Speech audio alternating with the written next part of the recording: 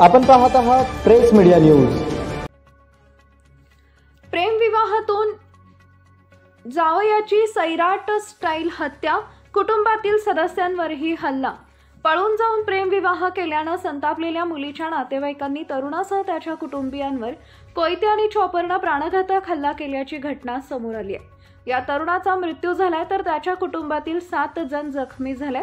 मुकेश रमेश शिरसाट, वय वर्ष 26 असं मृत तरुणाचं नाव आहे। ही धक्कादायक घटना रविवार दिनांक 19 रोजी सकाळी 9:30 वाजताच्या सुमारास घडली। मृत राकेशचा भाऊ सोनू रमेश शिरसाट, वय वर्ष 22, राहणार भीमनगर पिंपराळा हुडको जळगाव यानं फिर्याद दिली आहे। फिर्यादीवरून सतीश केदार, प्रकाश सोनवणे, सुरेश बनसोडे, बबलू बनसोडे, राहुल सोनवणे, पंकज सोनवणे, अश्विन सुरवाडे, विकी मांगले, बबल्या गांगले व इतर अशा 9 जणांवर गुन्हा दाखल करण्यात आलाय। प्रेमविवाह केलेला तरुण आणि तरुणी दोघेही एकाच जातीचे।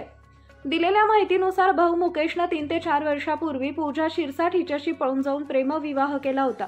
पूजाचे आई वडील व भाऊ त्यांच्या घरापासून काही अंतरावर राहतात। मुकेशने पळून जाऊन प्रेमविवाह केला याचा राग पूजाच्या माहेरच्यांना होता। त्यातूनच रविवारी सकाळी मुकेश दुकानावर वस्तू आणण्यासाठी बाहेर गेला होता। त्यावेळी पूजा हिचे काका सतीश केदार, भाऊ प्रकाश सोनवणे तसेच त्यांच्याबरोबर सुरेश बनसोडे, बबलू बनसोडे, राहुल सोनवणे, पंकज सोनवणे, अश्विन सुरवाडे, विकी गांगले व बबल्या गांगले तर 2 अनोळखी तिथे आले। त्यांनी मुकेशला तू पूजाशी पळून जाऊन लग्न केलं, यापूर्वी सोडून दिले होते, आता मात्र तुझ्या परिवाराला संपवू अशी धमकी दिली। यावेळी मुकेश त्यांना समजावत असतानाच त्यांनी कोयते आणि चॉपरने मुकेशच्या मानेवर गंभीर वार केले। मुकेशचा आरडाओरडा ऐकून त्याचा भाऊ सोनू तसेच आई वडील तिथं धावत आले असता त्यांनाही संशयितांनी मारहाण करण्यास सुरुवात केली। सोनू यांच्या उजव्या बोटाच्या अंगठ्यावर तसेच पाठीमागून वार केले। यावेळी फिर्यादीचा चुलता निळकंठ शिरसाट व त्याची मुले करण, कोमल, चुलती ललिता, लहान मुलगा हे तक्रार करण्यास रामानंद नगर पोलीस स्टेशनला जात असताना त्यांनाही संशयितांनी अडवले। त्यानंतर संशयित सतीश केदार व इतरांनी निळकंठ, ललिता, करण, कोमल यांच्यावरही शस्त्रांनी हल्ला केला। त्यानंतर हल्ला करणारे संशयित तिथून पसार झाले।